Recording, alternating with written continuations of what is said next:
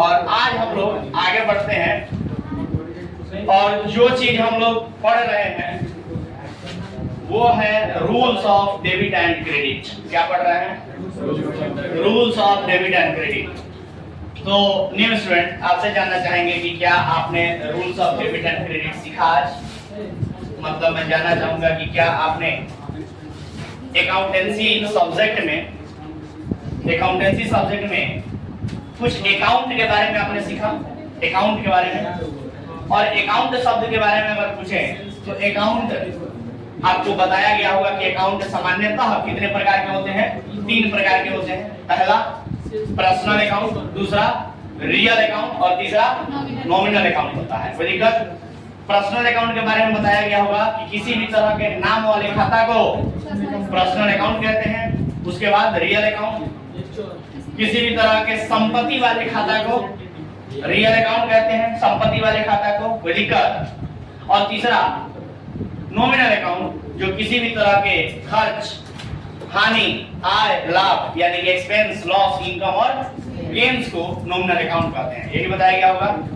उसके बाद आपको गोल्डन रूल बताया गया होगा। ये तीनों ही पर्सनल, रियल, नॉमिनल का गोल्डन रूल देखिए तो बताया गया है क्या? और गोल्डन रूल में आपको बताया गया होगा पर्सनल अकाउंट का golden rule, debit the receiver, credit the giver. ये बताया गया होगा। उसका मतलब होता है डेबिट द रिसीवर। रिसीवर का मतलब देखिए, रिसीव माने प्राप्त करना या लेना, रिसीवर यानी प्राप्त करने वाला या लेने वाला। तो कहता है डेबिट द रिसीवर यानी लेने वाले को डेबिट करेंगे। कोई व्यक्ति अगर आपके बिजनेस से कुछ लेता है तो उसको डेबिट करेंगे। क्रेडिट द गिवर यानी अगर वो देता है कुछ तो क्रेडिट करेंगे। ठीक। उसके बाद रियल अकाउंट का रूल आता है और रियल अकाउंट का रूल कहता है debit what comes in, credit what goes out. मतलब आता है तो डेबिट करेंगे और जाता है तो क्रेडिट करेंगे। क्या आता है क्या जाता है सर? कोई एसेट, कोई संपत्ति। क्योंकि रियल अकाउंट का मतलब आप जानते हैं ना, रियल अकाउंट किसी संपत्ति को कहते हैं। जैसे फर्नीचर, मशीन, गैस, लाइन, ये सब क्या है? संपत्ति है। ये संपत्ति अगर आपके बिजनेस में आता है तो रूल कहता है डेबिट व्हाट कम्स इन। अगर आता है तो डेबिट करेंगे, क्रेडिट व्हाट गोज आउट। अगर वो संपत्ति जाता है तो क्रेडिट करेंगे। देखिए उसके बाद आता है नॉमिनल अकाउंट की बारी। और नॉमिनल अकाउंट के बारे में कहता है debit all expenses and losses और credit all income and gains. तो ध्यान दीजिएगा, कहता है debit all expenses and losses. Expense और लॉस, सभी एक्सपेंसेस और लॉसेज को डेबिट करेंगे। मतलब सभी खर्च और हानि को डेबिट किया जाएगा। Credit all income and gain यानी सभी आय और लाभ को क्रेडिट किया जाएगा। तो बिजनेस में जितने भी खर्च और हानि होंगे उन सबको डेबिट किया जाएगा। और बिजनेस में कोई भी आय और लाभ होगा तो उन सबको क्रेडिट किया जाएगा। यही है गोल्डन। और मैं उम्मीद करता हूं इतनी बातें आपको समझ में आई होंगी। ठीक है, तो चलिए जितना भी कुछ बेसिक बताया गया है उस बेसिक के आधार पे आज की क्लास हम लोग आगे बढ़ाते हैं और हम लोग सीखेंगे रिकॉर्डिंग ऑफ ट्रांजैक्शन के बारे में। कल भी हम लोगों ने रिकॉर्डिंग ऑफ ट्रांजैक्शन सीखा था, जिसमें एक चैप्टर हम लोग शुरू किए हैं जिसका नाम है rules of debit and credit. आपके किताब के हिसाब से चैप्टर नंबर 9 है, rules of debit and credit. तो rules of debit and credit chapter number 9 है। अगर बुक होगा आपके पास अकाउंटेंसी का तो बुक निकाल लेना है। आया बात समझ में? और जरा सा मैं वेट करूंगा, 1 मिनट आप लोग वेट कीजिएगा। अभी हमारा है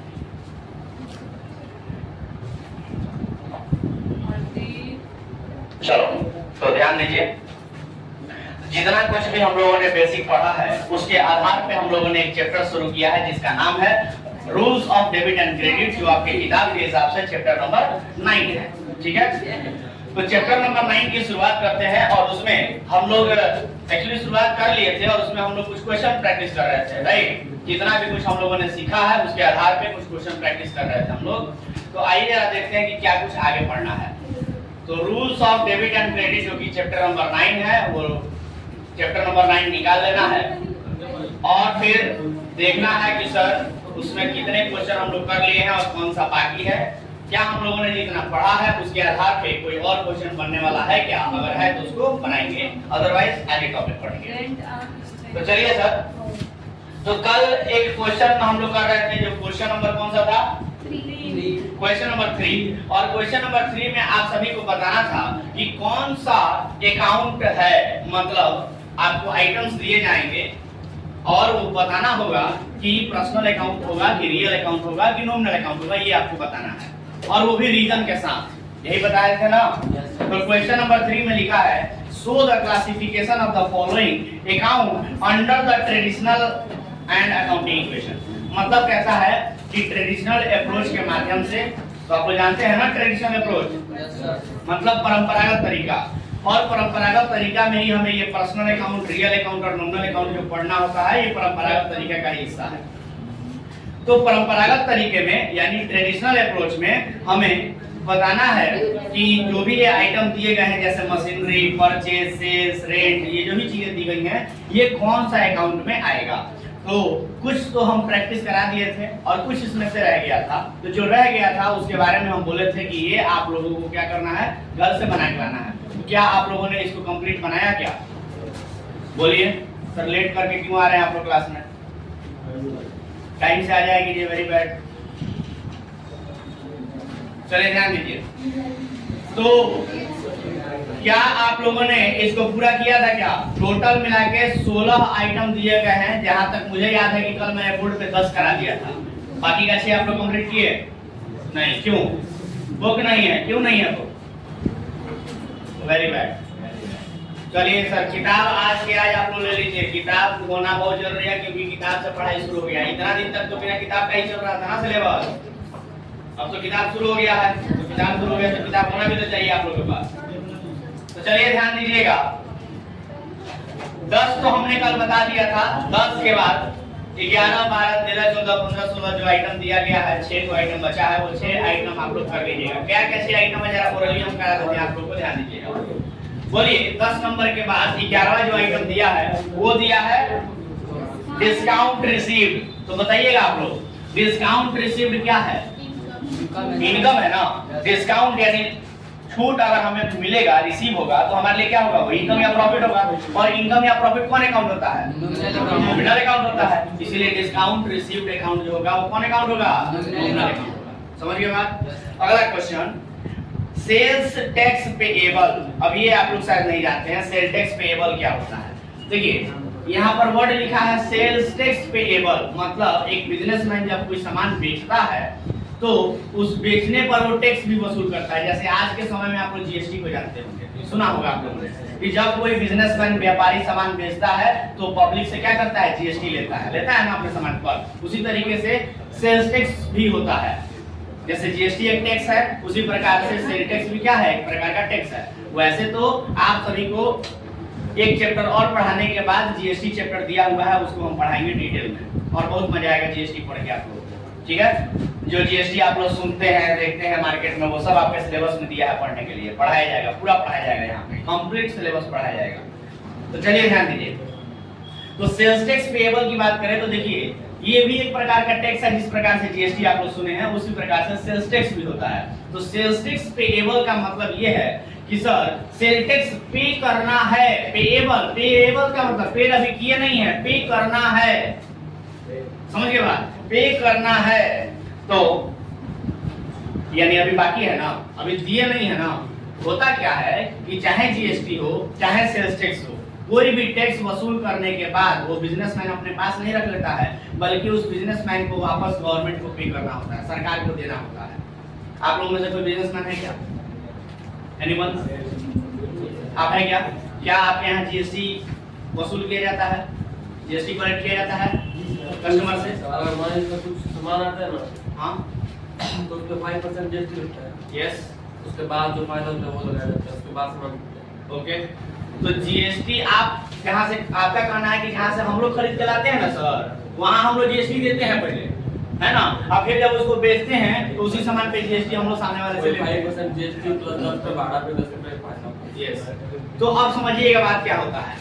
आपने जीएसटी पहले दिया, जीएसटी हम पढ़ाएंगे तो डिटेल में समझाएंगे कि जीएसटी आपने दिया और फिर जीएसटी आपने पब्लिक से लिया, यही आपने किया ना।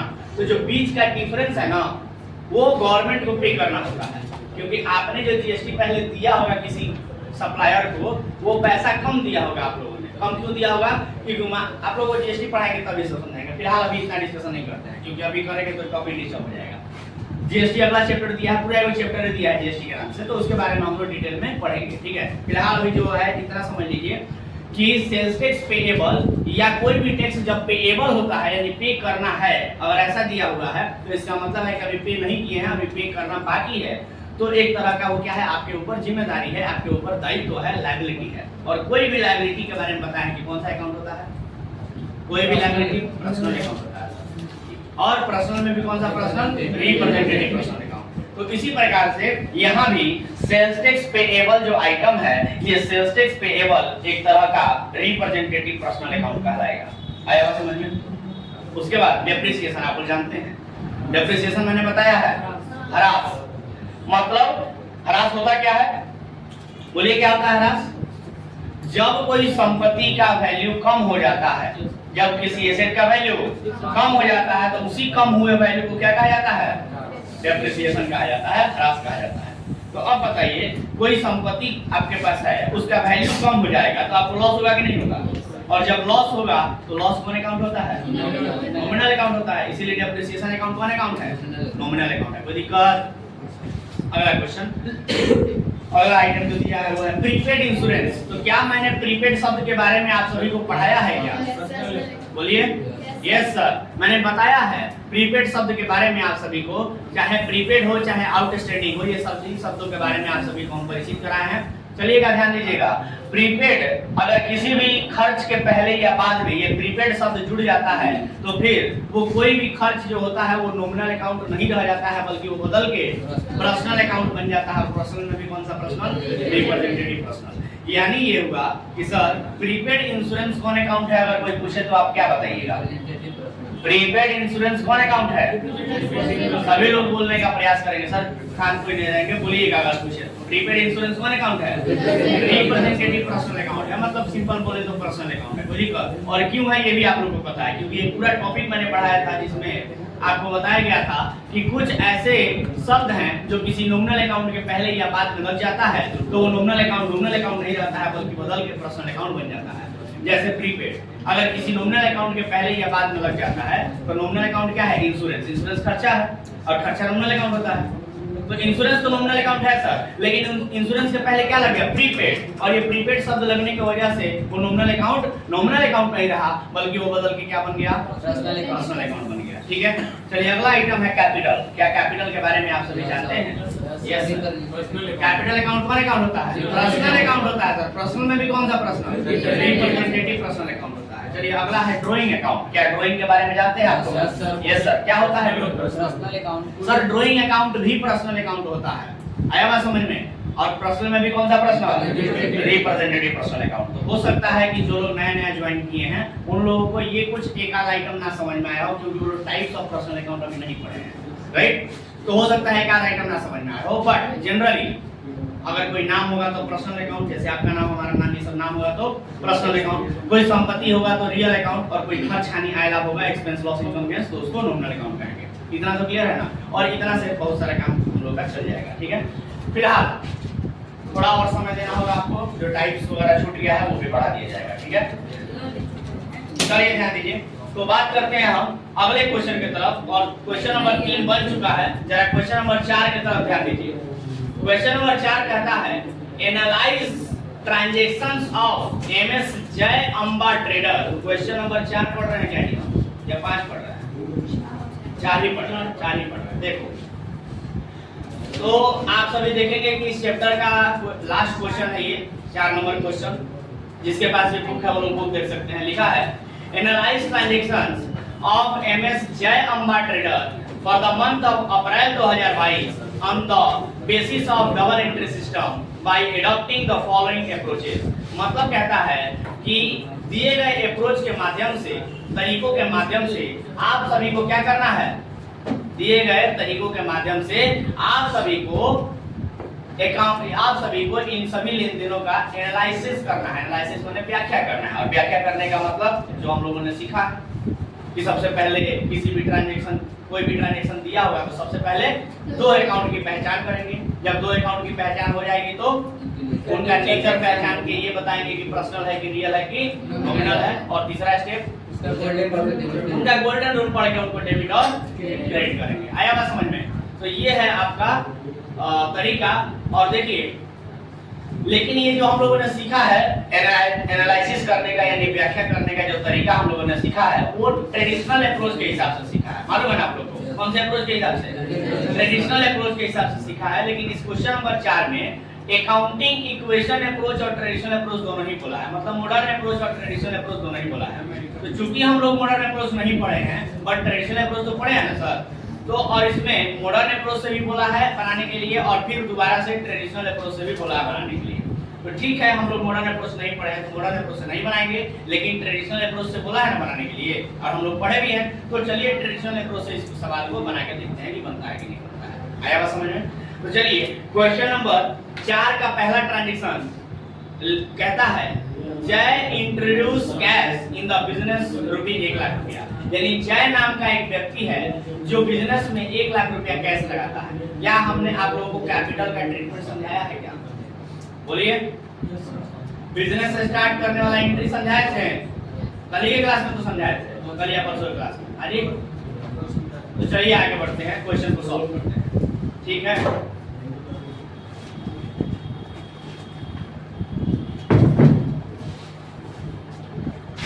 चलिए क्वेश्चन लिखा है क्वेश्चन नंबर 4। ये चैप्टर कौन सा है? चैप्टर है 9 जिसका नाम है, बोलिए नाम क्या है? Rules of debit and credit. क्या सबको ये दिखाई दे रहा है पीछे तक? Rules of debit and credit दिखाई दे रहा है क्या? चलिए ये जो चैप्टर है इसका क्वेश्चन नंबर 4 हम लोग कर रहे हैं। और क्वेश्चन नंबर 4 का पहला ट्रांजैक्शन क्या बोला है? पहला ट्रांजैक्शन क्या बोला है? कोई बोलेंगे? पहला ट्रांजैक्शन बोला है जय introduce cash in the business ₹1 lakh रुपया। यानी जय नाम का एक व्यक्ति है जो व्यवसाय में 1 लाख रुपया लगाया है। तो लिखा है जय introduce cash in the business ₹1 lakh. यानी जय नाम का व्यक्ति व्यवसाय में कैश लगाया है कितना रुपया? 1 लाख रुपया। क्या इसको हिंदी में भी लिख दें? जय ऐसे लिख देना, जय ने व्यवसाय में नगद लगाया, ऐसे लिख दे क्या? कितना रुपया? 1 लाख। जय ने व्यवसाय में नगद लगाया। तो चलिए सर, ये आपके सामने एक ट्रांजैक्शन दिया हुआ है और मैं क्या उम्मीद करूं आप सभी से कि आप लोग इसका आंसर बताएंगे। कैश अकाउंट और कैपिटल अकाउंट। सबसे पहले तो 2 अकाउंट की पहचान करनी पड़ती है। क्या आप लोग 2 अकाउंट की पहचान बता सकते हैं? चलिए करना क्या है, देखिए इस तरीके से व्यवसाय में लेन देन दिया जाएगा यानी ट्रांजैक्शंस दिए जाएंगे और उन ट्रांजैक्शंस को हमें रिकॉर्ड करना होता है, उसकी व्याख्या करनी होती है, बताना होता है कि क्या कुछ कैसे हुआ है। तो उसको 3 स्टेप में किया जाता है। कितने स्टेप में किया जाता है? सबसे पहला स्टेप क्या होता है? बोलिए, सबसे पहला स्टेप क्या होता है? 2 अकाउंट की पहचान करना। मतलब कोई भी ट्रांजैक्शन ऐसा दिया रहेगा तो उससे हम लोग देखेंगे कि उस ट्रांजैक्शन में ऐसा क्या हुआ है जिसके वजह से बिजनेस पर प्रभाव पड़ा है। तो आप देखेंगे कि जय नाम का एक व्यक्ति है जिसने नगद पैसा बिजनेस में लगाया है। तो बताइए उसका इफेक्ट यानी प्रभाव क्या पड़ेगा? तो बिजनेस में कैश आएगा। बिजनेस में कैश आया कि नहीं आया? और किसने दिया है? जय ने दिया है। जय कौन है? बिजनेस का मालिक। तो बिजनेस के मालिक ने पैसा दिया है, बिजनेस में पैसा आया और बिजनेस के मालिक ने दिया, यही है ना सर? तो बिजनेस के मालिक का नाम तो इस्तेमाल नहीं करते हैं। आप लोगों ने पढ़ा है कैपिटल के बारे में। बिजनेसमैन का नाम कभी भी इस्तेमाल नहीं किया जाता है, उसके नाम के जगह पर कैपिटल अकाउंट शब्द का प्रयोग करते हैं। मालूम है ना? बोलो। तो चलिए सर, जब भी बिजनेसमैन पैसा बिजनेस में लगाता है तो उसके नाम के जगह पर कैपिटल अकाउंट लिखा जाता है। तो यहाँ पर 2 प्रभाव क्या होगा सर? एक तो बिजनेस में पैसा आया तो उसके लिए लिखेंगे हम लोग कैश अकाउंट, और बिजनेसमैन ने लगाया है तो उसके लिए लिखेंगे कैपिटल अकाउंट। और ये समझ में आया क्या? कोई दिक्कत? चलिए पहला स्टेप हमारा हो गया, दो अकाउंट की पहचान करना। पहला स्टेप क्या होता है? दो अकाउंट की पहचान करना। चलिए दूसरा स्टेप बताइए। इनका नेचर पहचान के ये बताना कि ये पर्सनल अकाउंट है कि रियल अकाउंट है कि नॉमिनल अकाउंट है। तो इनका नेचर पहचान सकते हैं क्या? कैश क्या होता है? कैश एक एसेट होता है, और एसेट है तो कौन अकाउंट हुआ? कोई भी एसेट रियल अकाउंट होता है ना, कोई भी एसेट रियल अकाउंट होता है। कैपिटल क्या है? तो सर कैपिटल के बारे में हमने क्या बताया कि कैपिटल अकाउंट बिजनेसमैन के नाम के जगह पर प्रयोग हुआ है, इसीलिए कैपिटल अकाउंट नाम के जगह पर प्रयोग हुआ है, तो इसको भी नाम की तरह ही माना जाएगा, और इसलिए इसको कौन अकाउंट कहेंगे? पर्सनल अकाउंट कहेंगे। आया क्या बात समझ में? उसके बाद हम लोग तीसरा स्टेप करेंगे। ये था आपका दूसरा स्टेप, ये हो गया पहला स्टेप, ये हो गया आपका यहाँ से यहाँ तक दूसरा स्टेप, और अब तीसरा स्टेप। तीसरा स्टेप क्या कहता है? इनका गोल्डन रूल पढ़ के इनको डेबिट क्रेडिट कीजिए। तो बताइए रियल अकाउंट का golden rule, debit what comes in, credit what goes out. सब आता है तो जाता है तो क्रेडिट। तो बताओगे कैश बिजनेस में आया है कि बिजनेस से गया है? आया है। जय नाम का व्यक्ति बिजनेस में पैसा लगाया है ना, तो बिजनेस में पैसा आया है कि बिजनेस में पैसा गया है? बिजनेस में पैसा आया है, तो क्या कहेंगे? डेबिट व्हाट कम्स इन या क्रेडिट व्हाट हो जाओ? Debit what comes in. यही रूल कहता है ना, ये रियल अकाउंट का गोल्डन रूल तो यही कहता है। बोलोगे जी कब? चलो आगे बढ़ते हैं, पर्सनल अकाउंट का रूल बोलेंगे। पर्सनल अकाउंट का रूल क्या कहता है? Debit the receiver, credit the giver, यानी लेने वाले को डेबिट करते हैं और देने वाले को क्रेडिट करते हैं। तो बताइए जो मिस्टर जय है यहाँ पर, उन्होंने कुछ लिया है बिजनेस से या बिजनेस को कुछ दिया है? कैश दिया है ना बिजनेस को, तो डेबिट द रिसीवर कहेंगे या क्रेडिट द गिवर कहेंगे? क्रेडिट द गिवर कहेंगे। कोई दिक्कत किसी को? तो इसी प्रकार से ये हो गया आपका तीसरा स्टेप। इसी प्रकार से हर ट्रांजैक्शन की व्याख्या ये 3 स्टेप में करनी है। आया क्या बात समझ में? बोलो बोलो कोई दिक्कत? अगला ट्रांजैक्शन किया जाए। अगला ट्रांजैक्शन दिया है cash deposited in the axis bank 50,000 रुपया। दूसरा ट्रांजैक्शन दिया है cash deposited in the axis bank. Axis bank जानते हैं आप लोग? किसी का अकाउंट है इसमें? नहीं है। एक्सिस बैंक में नगद जमा किया। एक्सिस बैंक में नगद जमा किया कितना रुपया? कितना रुपया जमा किया जी? 50,000 रुपया। चलो बताओ, एक्सिस बैंक में 50,000 रुपया जमा किया, तो सबसे पहले ये लेन देन दिया हुआ है, इस लेन देन की व्याख्या करनी है, तो वही 3 स्टेप में करना है। पहला स्टेप दो अकाउंट की पहचान करना, तो कीजिए दो अकाउंट की पहचान। एक्सिस बैंक में पैसा जमा किए हैं, तो बताइए एक्सिस बैंक में पैसा आया और पैसा हम लोग यहाँ से जमा किया, तो हमारे पास से कैश यही प्रभाव पड़ा ना। तो एक हो जाएगा आपका axis bank account, axis bank account, और दूसरा हो जाएगा पैसा गया हमारे बिजनेस से, तो उसके लिए कैश अकाउंट। किसी को दिक्कत? चलिए अब एक्सिस बैंक अकाउंट क्या है सर? एक्सिस बैंक अकाउंट क्या है? नाम है कि एसेट है? नाम है सर। अब यहाँ पर बैंक का नाम लिख दिया है, इसीलिए इसको नाम कहा जाएगा, नेम कहा जाएगा, और इसको पर्सनल अकाउंट माना जाएगा। लेकिन अगर केवल ये वर्ड नहीं लिखा रहता, किसी बैंक का नाम नहीं दिया होता, केवल बैंक अकाउंट लिखा रहता, मतलब इस क्वेश्चन में केवल बोला होता कि cash deposited in the bank, bank में पैसा जमा किया, और बैंक का नाम नहीं बताता, फिर वो बैंक बैलेंस को इंडिकेट करता और फिर वो संपत्ति बन जाता और वो रियल अकाउंट कहलाता। लेकिन चूंकि बैंक का नाम इस्तेमाल कर दिया है, इस वजह से ये नाम कहलाएगा और इसको पर्सनल अकाउंट कहा जाएगा, क्योंकि एक्सिस बैंक एक बैंक का नाम है ना, बोलो ना। और नाम में आप सभी जानते हैं कि केवल व्यक्तियों का नाम ही शामिल नहीं होता है। पर्सनल अकाउंट कहता है व्यक्तियों के नाम के अलावा बैंकों का नाम भी पर्सनल अकाउंट में ही आएगा। सबको बड़ा पता है ये बात?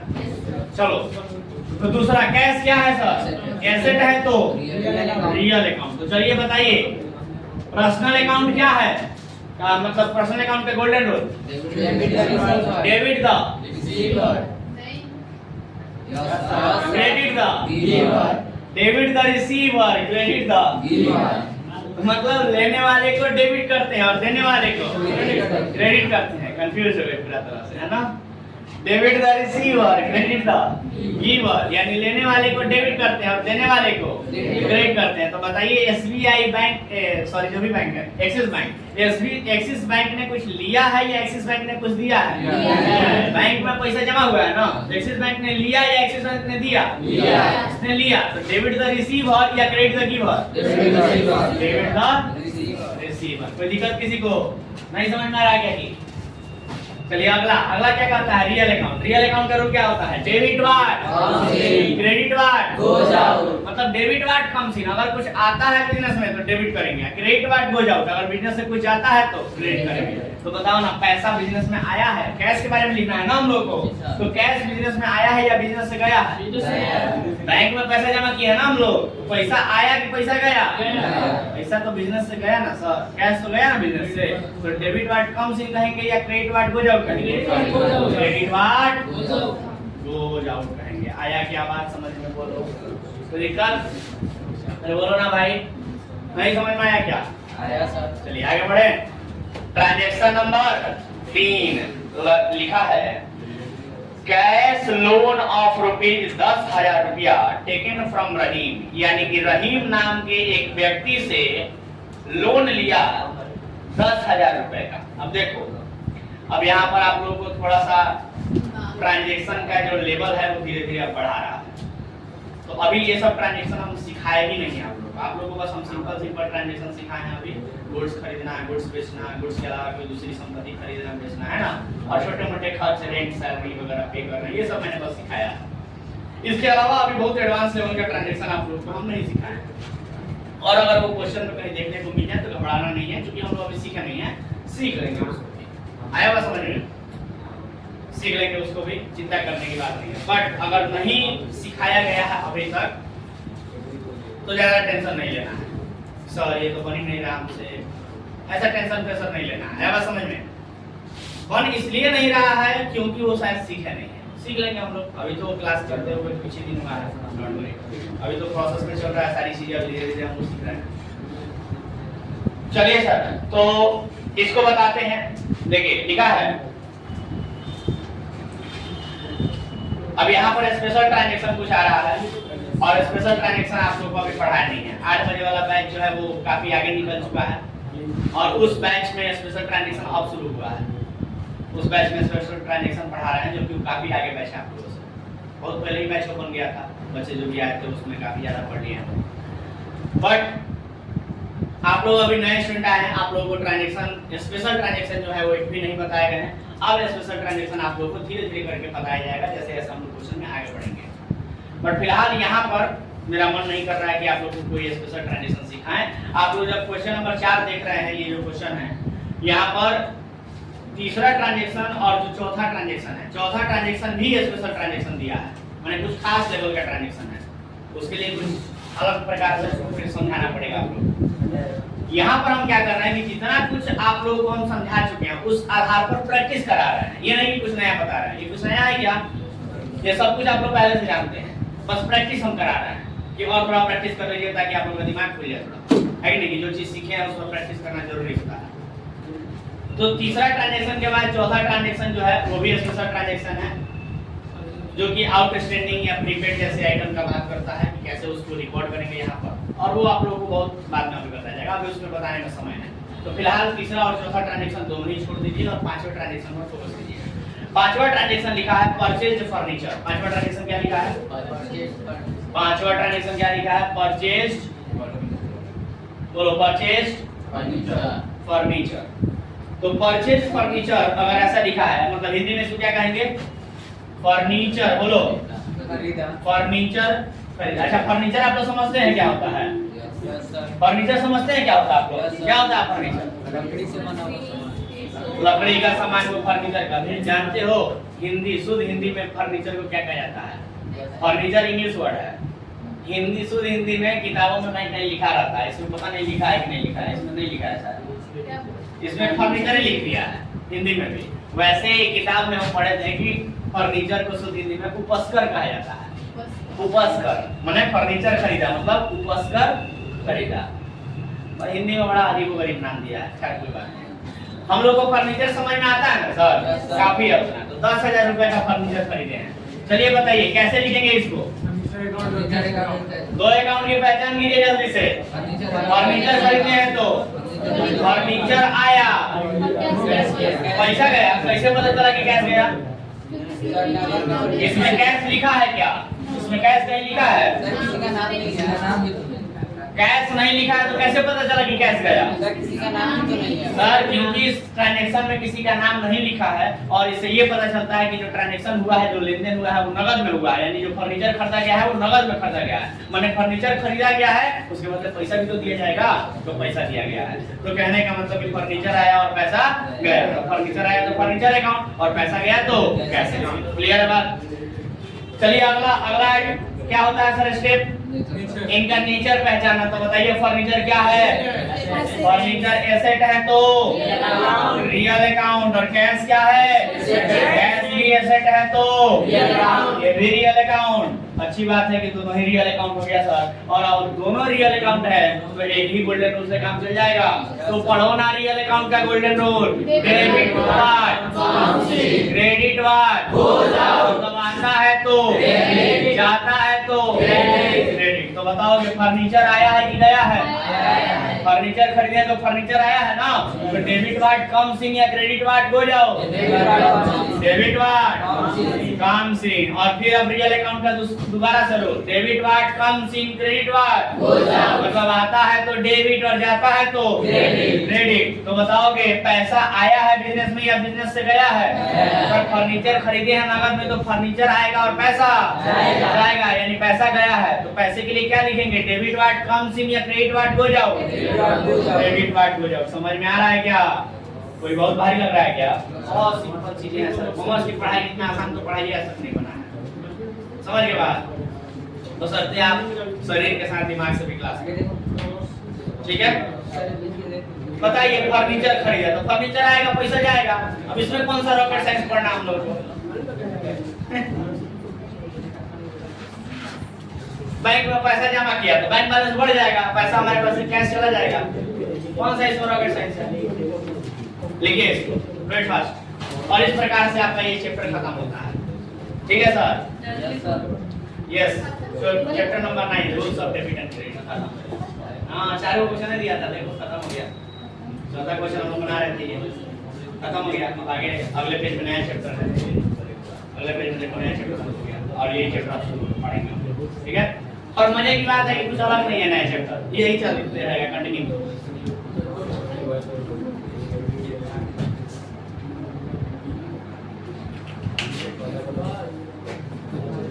चलिए जल्दी नोट कीजिए इसको, डू इट फास्ट। मैं उम्मीद करता हूं कि सभी लोग लिख लिए होंगे। तो एक काम करते हैं सर, अगर आप सभी लोगों ने लिख लिया है तो ये चैप्टर खत्म हो रहा है। लेकिन ये चैप्टर खत्म करने से पहले ये जो नया चैप्टर शुरू होने वाला है ये आज हम नहीं शुरू करेंगे, क्योंकि नया चैप्टर क्लास के अंत में शुरू करना अच्छा नहीं लगता है ना। तो एक काम करते हैं, इसी चैप्टर में अभी छुट्टी थोड़ी बोले हैं, इसी चैप्टर से कुछ सवाल आप लोगों से पूछते हैं और उम्मीद करते हैं कि आप लोग उसका जवाब दीजिएगा। पूछे? Yes sir. पूछे क्या? Yes sir. तो चलिए ध्यान दीजिए।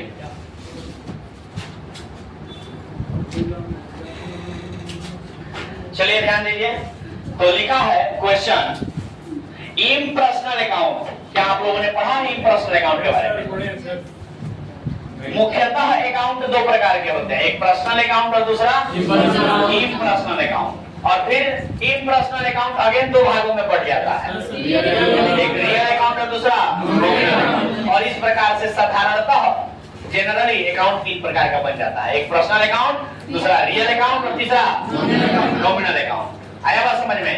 तो सवाल ये है, पूछा है इम्पर्सनल अकाउंट में बी क्लासिफाइड इनटू, यानी इम्पर्सनल अकाउंट को बांटा जा सकता है कितने भागों में?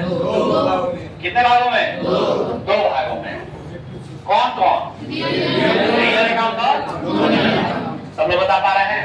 अगला सवाल, बैंक ओवरड्राफ्ट अकाउंट कौन अकाउंट है? कौन अकाउंट है? पर्सनल अकाउंट है। कौन सा पर्सनल? रिप्रेजेंटेटिव। क्यों? क्योंकि लायबिलिटी है। बैंक ओवरड्राफ्ट अभी समझाए थे, करंट अकाउंट के बारे में समझाए थे, है ना? यस सर, तो सही है। यानी कि आप कहना चाहते हैं कि बैंक ओवरड्राफ्ट अकाउंट एक पर्सनल अकाउंट है। ठीक है, अगला सवाल, the rules in respect of personal account is, मतलब पर्सनल अकाउंट का रूल पूछा है, गोल्डन रूल बता सकते हैं? Debit the receiver, credit the giver. छोटे बच्चों जैसा हम लोग पढ़ते हैं, छोटे बच्चे जैसे कविता पढ़ते हैं, नहीं? Debit what comes in, credit what goes out. नहीं, हम भी पढ़ रहे हैं। ओवरड्राफ्ट में जो मनी देते हैं ऊपर से उसका इंटरेस्ट देना पड़ता है। यस यस यस, देना पड़ता है। चलिए ध्यान दीजिएगा, पढ़ेंगे और इंटरेस्ट ऑन ओवरड्राफ्ट आएगा टॉपिक पढ़ने के लिए। जी टॉपिक आएगा पढ़ने के लिए जिसका नाम होगा इंटरेस्ट ऑन ओवरड्राफ्ट। मैं तो पूछ रहे थे तो उन्होंने बताया था। हाँ, देना पड़ता है। ठीक है, चलिए ध्यान दीजिएगा। तो ये क्वेश्चन हो गया। अगला क्वेश्चन हम पूछ रहे थे, द रूल्स ऑफ, देखिए रूल लिख दिया है, आपको बोला है कि किसका रूल है ये बताइए। रूल लिख दिया है, आप पूछा है किसका रूल है। तो रूल क्या है sir? The rule debit all expenses and losses, credit all income and nominal account का गोल्डन रूल। अरे गोल्डन रूल लिख के पूछा है, किसका गोल्डन रूल है ये बता सकते हो? नॉमिनल अकाउंट का। वेरी गुड, चलो सारा क्वेश्चन आप लोग बता दे रहे हैं जी, वहीं से कुछ भी पूछ रहे हैं। तो किताब का पर्चा हम पढ़ा दिए, मतलब इस चैप्टर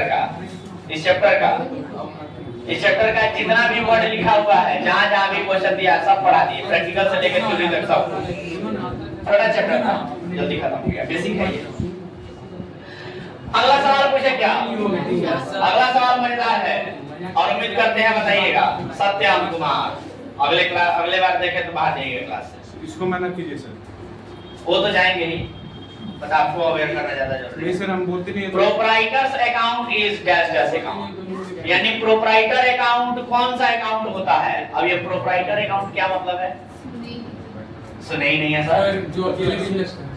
चलिए, तो आप लोगों से हम कुछ बातें डिस्कस करना चाहेंगे। जैसे मान लीजिए कभी आप लोगों ने गांव देहात से कुछ लोग बिलोंग करते हैं ना, तो जरा बताइएगा कि कभी वो बॉक्स होता है ना, साउंड बॉक्स देखे हैं, डीजे वगैरह देखे हैं डीजे, उस पे देखिएगा लिखा रहता है प्रोप्राइटर। साउंड बॉक्स पे कभी लिखा रहता है प्रोप्राइटर, और वो सब बोलता भी है माइक में प्रोप्राइटर। कभी जानने का प्रयास किए हैं प्रोप्राइटर मतलब क्या होता है? ये जानते हैं प्रोप्राइटर मतलब क्या होता है? अलाउंसर। प्रोप्राइटर का मतलब नहीं समझ रहे हैं? कई बार देखे होंगे आप लोग साउंड बॉक्स वगैरह पे लिखा हुआ है, डीजे वाला पे।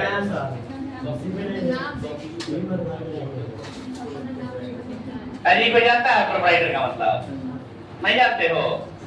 चलो बताते हैं। हाँ, और आपने एक शब्द प्रयोग किया अलाउंसर। ये अलाउंसर नहीं बोला जाता, उसको अच्छे से बोलिए, उसको अनाउंसर बोला जाता है। क्या? जो अलाउंस, जो आप लोग कहते हैं अलाउंस करवा दीजिए माइक में, वो अलाउंस नहीं होता है, अनाउंस होता है। ए एन होता है, वो A double N O U N C, समझ रहे हैं? वो अनाउंस होता है, अलाउंस नहीं। माने उसमें एल कहीं है ही नहीं, अलाउंस कैसे हुआ? उसको अनाउंस बोलते हैं। अब गलती शब्द का प्रयोग हम लोग बचपन से सीखे हैं, फार्म भरा रहा है। अरे फार्म नहीं, फॉर्म होता है, फॉर्म भरा रहा है, फार्म थोड़ी भराता है। ट्रांसफार्मर खराब हो गया, अरे ट्रांसफार्मर नहीं, ट्रांसफार्मर होता है। शब्दों का प्रयोग सही से करें आप लोग, समझ रहे हैं बात? अनाउंस करा नहीं, अलाउंस नहीं, अनाउंस। उसमें ए डबल एन होता है, ए एल नहीं होता है। समझिए बात? और सुनिए, तो मैं उम्मीद करता हूँ अनाउंसमेंट आप लोग समझ गए होंगे कि अनाउंस करना मतलब माइक में। अगला बात, प्रोप्राइटर के बारे में हम चर्चा कर रहे थे कि प्रोप्राइटर शब्द यहाँ किताब में भी आया है और सामान्य जीवन में हम लोगों ने प्रोप्राइटर शब्द कहीं ना कहीं देखा है, लिखा हुआ। जैसे कि मैंने बताया कि जब साउंड बॉक्स वगैरह लिखा अच्छा, मैंने ये एग्जांपल क्यों दिया? क्योंकि आप लोगों ने किसी न किसी ने तो कंसीडर किया होगा, है कि नहीं? बट जान लीजिए कि प्रोप्राइटर का मतलब होता है मालिक। प्रोप्राइटर का मतलब मालिक होता है। लिखा रहता है सत्यम डीजे, प्रोप्राइटर सत्यम, ऐसे लिखा रहता है ना, मतलब मालिक है वो सत्यम जी को बताया जा रहा है उस डीजे के या उस चीज के, जो भी वो चीज पे लिखा हुआ है। लॉजिक समझ में आ रहा है क्या आप लोग को? तो प्रोप्राइटर का मतलब मालिक, प्रोप्राइटर का मतलब मालिक होता है। तो पूछा है क्वेश्चन कि प्रोप्राइटर्स अकाउंट इज, माने प्रोप्राइटर अकाउंट कौन अकाउंट है, माने मालिक अकाउंट कौन अकाउंट है, ये पूछ रहा है। अजीब सवाल है ना, मालिक अकाउंट कौन अकाउंट है, ऐसा हम लोग पढ़े हैं क्या? तो सर मालिक अकाउंट तो हम लोग नहीं पढ़े हैं, लेकिन मालिक से संबंधित बातें जरूर पढ़े हैं। और मालिक से संबंधित जब बातों की बातें की जाती हैं तो दो शब्द निकल के आता है, एक कैपिटल अकाउंट और दूसरा, आप लोगों ने पढ़ा है कि सर बिजनेसमैन यानी बिजनेस का मालिक, बिजनेसमैन यानी बिजनेस का मालिक बिजनेस में कुछ भी लगाता है तो उसके नाम की जगह पर कैपिटल अकाउंट लिखा जाता है। और बिजनेस का मालिक यानी प्रोप्राइटर यानी व्यवसायी, बिजनेस का मालिक अगर बिजनेस से कुछ भी निकालता है तो उसके नाम की जगह पर ड्राइंग लिखा जाता है। समझ गए बात? तो क्वेश्चन है कि मालिक अकाउंट कौन अकाउंट है, माने प्रोप्राइटर अकाउंट। प्रोप्राइटर कहने का मतलब है कैपिटल के बारे में पूछ रहा है, समझ गए बात? और आप लोग जानते हैं कैपिटल अकाउंट कौन अकाउंट होता है, नहीं जानते हैं क्या? कौन अकाउंट होता है बताइए? पर्सनल अकाउंट होता है। तो ऑप्शन देखा जाए, पूछा है प्रोप्राइटर अकाउंट कौन अकाउंट होता है, तो ऑप्शन में दिया है रियल, नॉमिनल और पर्सनल, इनमें से कोई नहीं। कौन सा होगा? पर्सनल अकाउंट होगा। क्लियर है बात? अगला क्वेश्चन, अगला क्वेश्चन बोला है, हाँ अगला क्वेश्चन दिया है debit the receiver and credit the giver. Rule लिख दिया, आगे पूछा है इज एप्लीकेबल टू, ये अप्लाई कहाँ होता है? पर्सनल अकाउंट में। पूछा है debit the receiver credit the giver, ये कहाँ अप्लाई होता है? पर्सनल अकाउंट में अप्लाई होता है। रूल याद है ना, गोल्डन रूल? देख रहे हैं कितना आसान क्वेश्चन दिया है। अगला क्वेश्चन, हाँ अगला क्वेश्चन और भी मजेदार, example of nominal account. Nominal account का एग्जांपल पूछा है, बताइएगा। एग्जांपल बता सकते हैं नॉमिनल अकाउंट का? क्या होगा? ऑप्शन में दिया है स्टॉक। स्टॉक नॉमिनल अकाउंट है क्या? नहीं सर, स्टॉक नॉमिनल अकाउंट है। तो एसेट है। स्टॉक जब शब्द प्रयोग कर दिया, मतलब स्टॉक का मतलब बिजनेस में जो सामान रखा हुआ है वो दुनिया में संपत्ति माना जाएगा, स्टॉक एसेट माना जाएगा। तो स्टॉक नॉमिनल अकाउंट नहीं होगा, क्योंकि एसेट हो गया ना, तो रियल अकाउंट चला जाएगा। अगला बोला है सैलरी। क्या सैलरी नॉमिनल अकाउंट है? क्यों सर? सैलरी क्योंकि खर्चा होता है, एक्सपेंस होता है। सैलरी क्या होता है? एक्सपेंस। सैलरी हम किसी को देते हैं बिजनेस में। अकाउंटिंग हम लोग किसका सीख रहे हैं? बिजनेस का ना। बिजनेस सैलरी थोड़ी कमाता है, बिजनेस सैलरी देता है। केवल अगर सैलरी लिखा है तो इसका मतलब एक्सपेंस है। हाँ, लेकिन सैलरी के साथ रिसीव्ड शब्द जोड़ दिया तो सैलरी रिसीव्ड अकाउंट बन जाएगा, और फिर सैलरी रिसीव्ड अकाउंट इनकम हो जाएगा। लेकिन केवल सैलरी लिखा है इसका मतलब एक्सपेंस है, और एक्सपेंस है तो कौन अकाउंट? Nominal account. कोई दिक्कत?